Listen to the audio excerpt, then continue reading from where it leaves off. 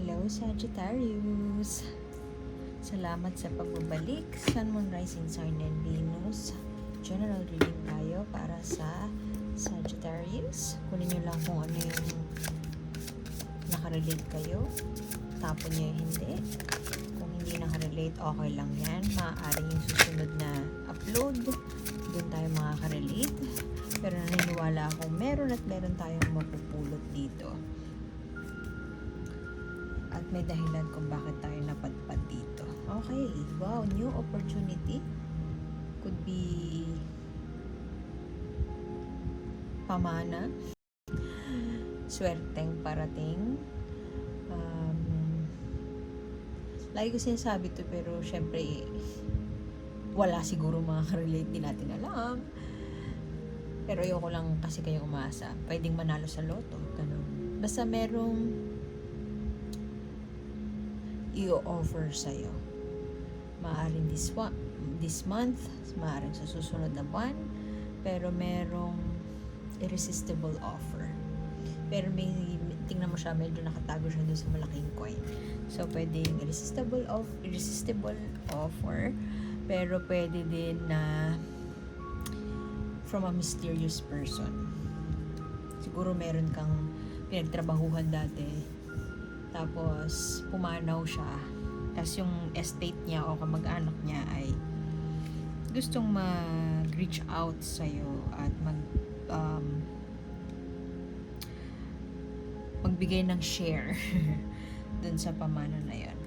Okay, 8 of Swords pero reversed.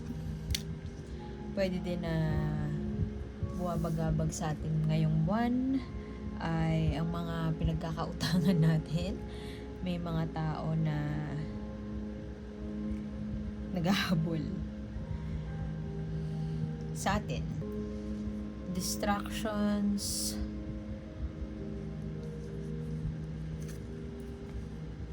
actually restlessness to eh. Alam mo yung hindi makatulog. Ayan o, tingnan mo siya.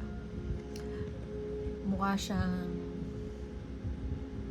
may buwabagabag sa kanya, pero tahimik lang siya. Tahimik siya, hindi nagsasalita, pero yung utak niya lumilipad. Marami nang napupuntahan. At tingnan mo, pareha sila ng energy swords sa utak. Reverse mo sila nakuha. Maaaring may isang bagay na pinansyal na matagal na buwabagabag sa'yo, pero sa ngayon ay, or nakalaya o makakalaya ka na ngayong buwan na to, at meron ng offer na padating. Kung matagal nang unemployed, mukhang magkakatrabaho na this month o sa mga susunod na panahon. At for the longest time siguro hindi ka na makapag-isip, nawawalan na ng pag-asa, hindi ka na makatulog kasi buwabagabag sa isang kukunin yung pera mo. Merong, although tingin ko itong kung ano mang offer to, tingin ko ngayon pa lang parang pakiramdam ko yung offer na yon medyo sketchy. Definitely makakaalis ka na sa utang, ganyan, pagkakautang, makakaalis ka na sa sitwasyon na hindi ka pinapatulog, na related sa financial, pero dahil meron ng bagong offer na padating, pero may catch yung offer. Hindi ko lang alam kung ano yung catch na yun. Para sa iba sa inyo, arranged marriage ang naririnig ko. Pwedeng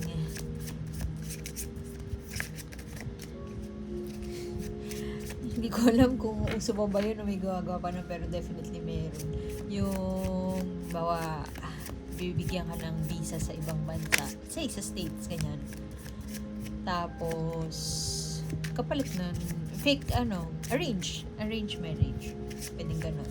Pwedeng isa lang sa inyo yung makaka-relate. So, pwedeng ikaw as a cross-watcher, si Sagittarius ay mapapasubo sa ganon. Pero pwede din ikaw mismo as Sagittarius, kino-consider mo na patusin yung offer na ganon, kasi kumbaga yun na lang yung option na meron ka ngayon. Meron siguro tao sa paligid mo na pinipilit ka. Pwede din na ikaw to, yung partner mo, pinipilit mo na gawin yun para makaraos, para kagatin na yung opportunity. Pero meron kang voice of reason, pwedeng nanay mo to, pwedeng kaibigan, pero pwede din ito yung partner mo. Pwedeng same-sex partnership, parehas kayong babae, pwedeng ganun. Itong tao na to, she only cares for your well-being. Kung tingin mo hindi para sa'yo yung offer na yon, bakit mo papatusin? Wala siyang pakialam kung maghirap or whatever. Ang para sa kanya, ang concern siya ay yung kapakanan mo. So, pwedeng mami mo yan. Kasi yung energy nito ay energy ng mapagmahal na ina at ina na receptive sa needs mo. Pwedeng ito yung partner mo at pwedeng ikaw to na gawin na natin yan, yung very passionate or gusto mo nang ilaban yung plano na yon kasi hindi ka na makatulog nahirapan ka na. Pwede din na nade-depress ka na kasi hindi mo alam kung saan kukuha ng paano magiging financially stable, paano makakabayad ng utang, or paano magkakaroon ng trabaho para makasurvive ngayon. So, kakagatin mo na lang siya. Hindi mo matanggihan. Pwede din na yung iba sa inyo nagpaplano ng kasal at kailangan ng malaking amount.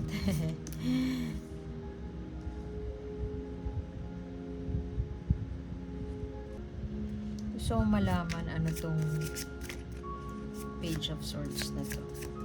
Tsaka tong Strength. Na panghihinaan ng loob. Alam mo, matapang ka, pero itong isang bagay na to na buwabagabag sa'yo ngayon, or buwabagabag sa'yo recently, parang feeling mo hindi ka ganun umuurong yung tapang mo.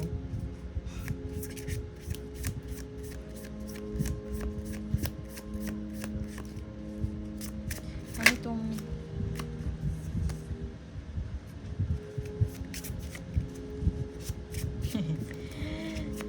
merong, alam mo tong plano na to, kung ano man tong plano na to, hindi ka masyadong sold dun sa idea. Parang breakthrough moment siya, parang aha moment siya na parang ito na ang solusyon sa problema natin. Pero hindi ka masyadong napanghihinaan ka ng loob, pero at the same time, I mean, parang gusto ko sabihin, wala na bang iba? Wala na bang ibang option? Kasi parang napanghihinaan ka ng loob na gawin yon. Pero at the same time, pag nandun ka na, lugmok ka dun sa kung nasaan ka ngayon at wala kang ibang gawin, wala. Ano na, hindi ka na naman makakatulog, magugulo na naman yung isipan mo, hindi ka na naman matatapos ng kakaisip ng mga paraan. So ngayon, may paraan na darating o ino-offer sa'yo ngayon, pero ito nga irresistible offer. Pero di ba pwedeng iba na lang ganun drama mo?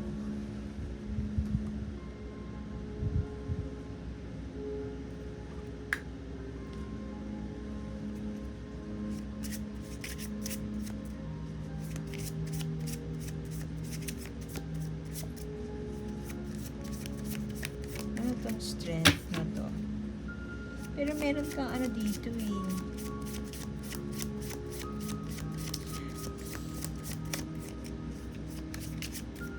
arranged marriage talaga yung na pumapasok sa isip ko. Pwede kasi yung offer, pwede sa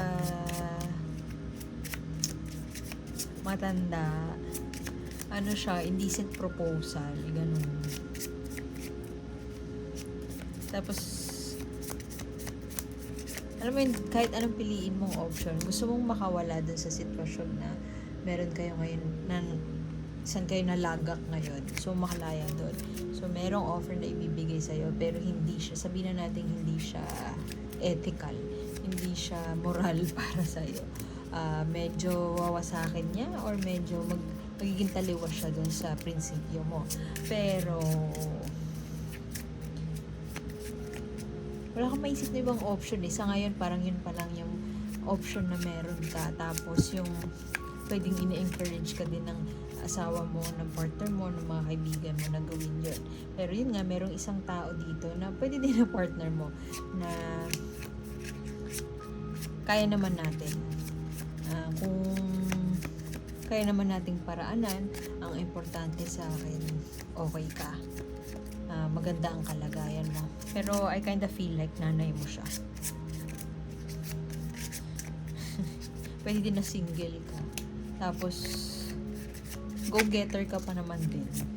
So, alam mo na makakalabas ka, mapagtatagumpayan mo siya.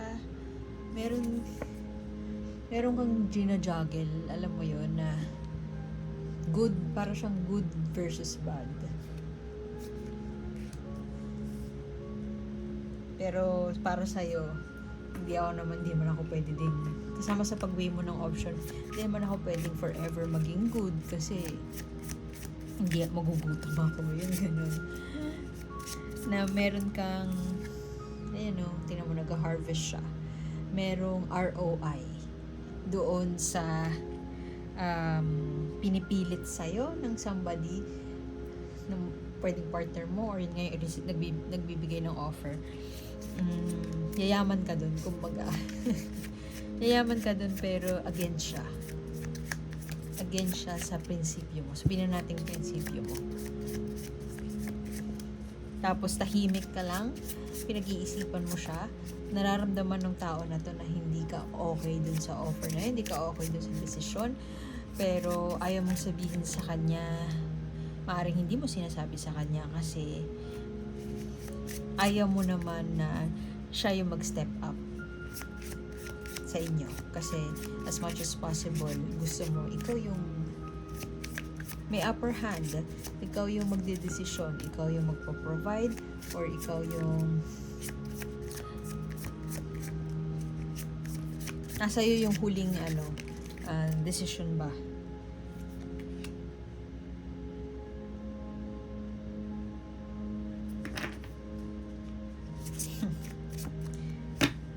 Siya ang magtatagumpay. Itong tao na to na mental health first, well-being first, at mukhang yun ang mananaig dito.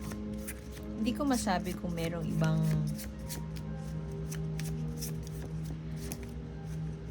meron pang ibang offer other than that. Tingnan natin. Pwede din kasi na itong breakthrough moment na to bago. Breakthrough moment. Pwede din na itong breakthrough moment na to ay labas dito sa offer na yan. May maiisip at may maiisip kang paraan. Let's say, may maiisip kang tao na malalapitan mo. May racket ka na nasusundan. Meron offer sa'yo na isa pang maliit pero papatusin mo kesa itong malaki pero partly labag sa kalooban.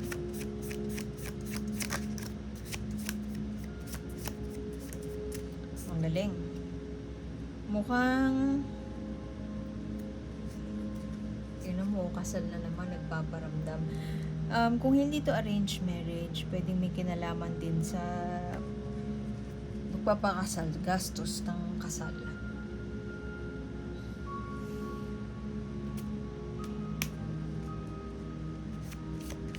Or pwede din na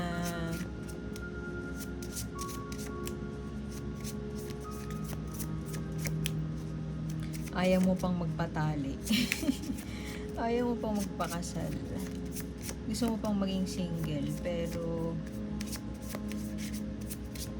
gusto mo pang mag-ipon, pwedeng mag-travel, pero kailangan mo nang lumagay sa tahimik. Pwede din na yung iba sa inyo pinipressure ng nanay nyo, let's say from a wealthy family, mayaman, may kaya, tapos gusto nila, pwedeng Chinese, ganyan, gusto nila magpakasal ka na kasi hindi ka papamanahan.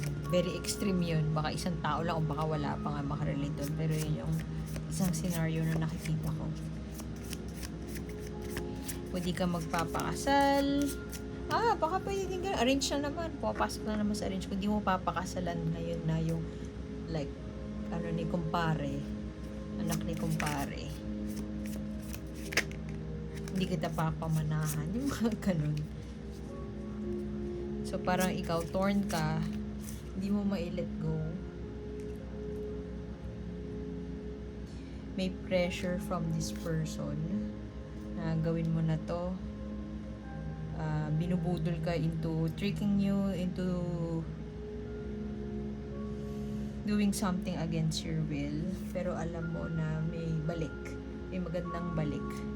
So ngayon mukhang tinetest ka ni universe na maging patient, tinetest ka na mag-change, na habulin mo yung bagay na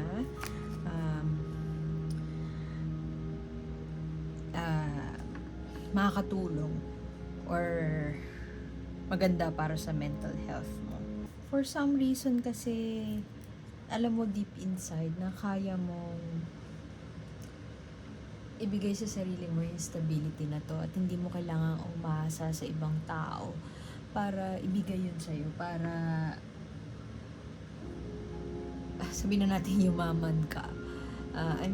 Alam mo na long journey to prove yourself, to get a career, to rise up dun sa corporate ladder, pero hindi mo pa nakikita sa ngayon, pero alam mo na kakayanin mo. Maaari siguro yung mga tao sa paligid mo or parents mo mataas ang expectation sa'yo, so parang nape-pressure ka into saying yes. Pwede kasi na kung hindi yan arranged marriage, pwede yan kasi na offer from a big corporate company, pwede din na family friend yung company na yan, pero ayaw mo talaga doon kasi alam mo na toxic magtrabaho doon, and napanghihinaan ka ng loob na i-assert yung sarili mo. For a Sagittarius nahirapan kang sabihin yung saloobin mo sa bagay na yun kasi tingin mo hindi magiging madali yung pag-harvest ng pera na ikaw lang.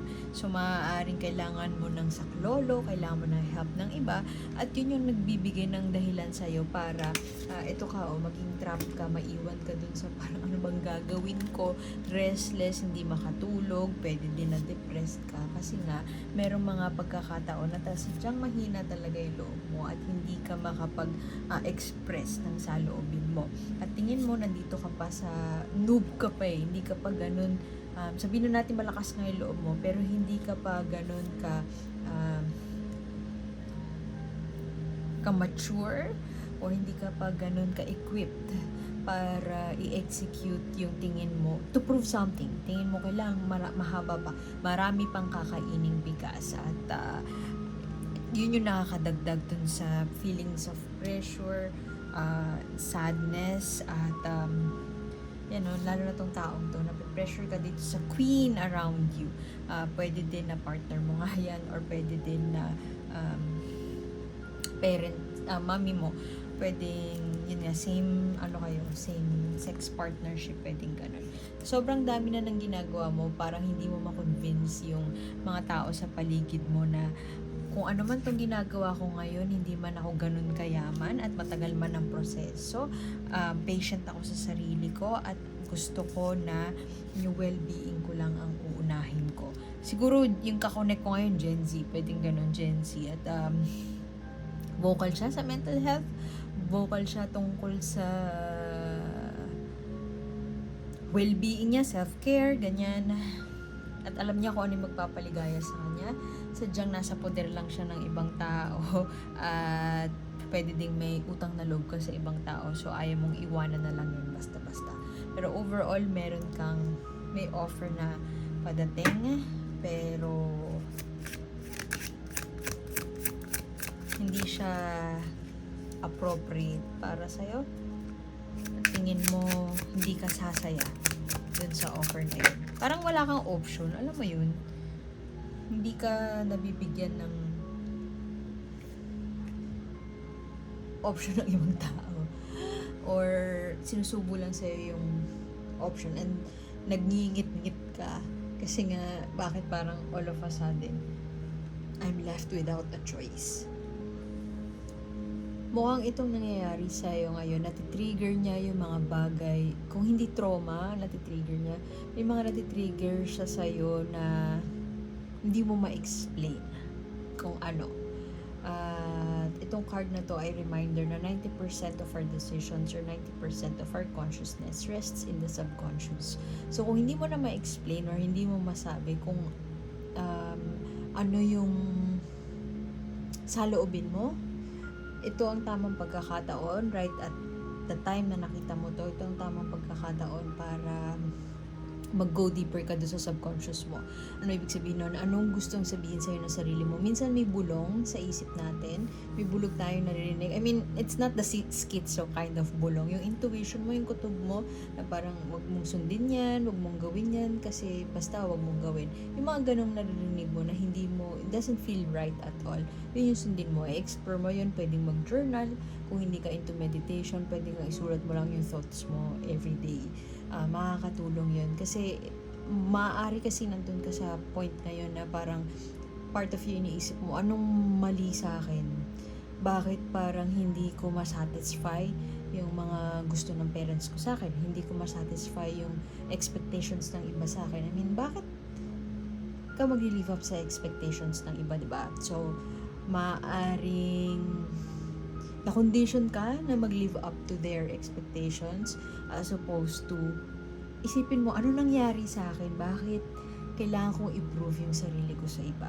Bakit kailangan kong kagatin itong offer na to dahil lang sinasabi na nila, ganun na ba ako, kawalang pag-asa?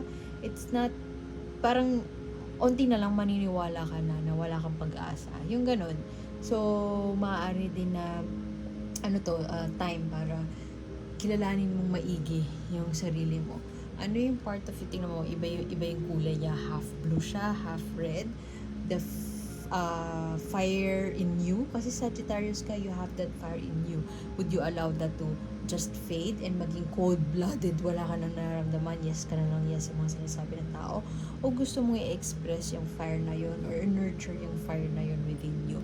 Whoever this person is, Cancer, Scorpio, Pisces, pwedeng ang nanay mo to, pwedeng older sister, she cares for your well-being, pakinggan mo tong taong to. Pag sinunod mo tong taong to, most likely the success will come to you. Hindi ko masasabi na mawawala yung depression, mawawala yung pressure and all, pero if you say yes to yourself, if something doesn't feel right, pag sinunod mo yon, most likely yung stability mapapasayo at ma-execute mo itong breakthrough idea. Pwede kasi itong breakthrough idea na to bagong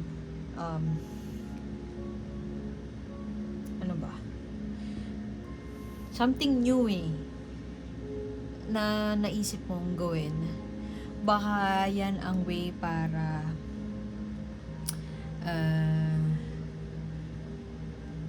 mag-live up those expectations, maging successful ka in your own right as opposed to tatanggapin mo na lang tong irresistible offer na to na maaaring paparating sa'yo soon. So, iwan ko na yun doon, Sagittarius. Thank you for being here. Like, share, subscribe lang po and sana makita ko po kayo ulit next time. My name is A and salamat. Bye-bye.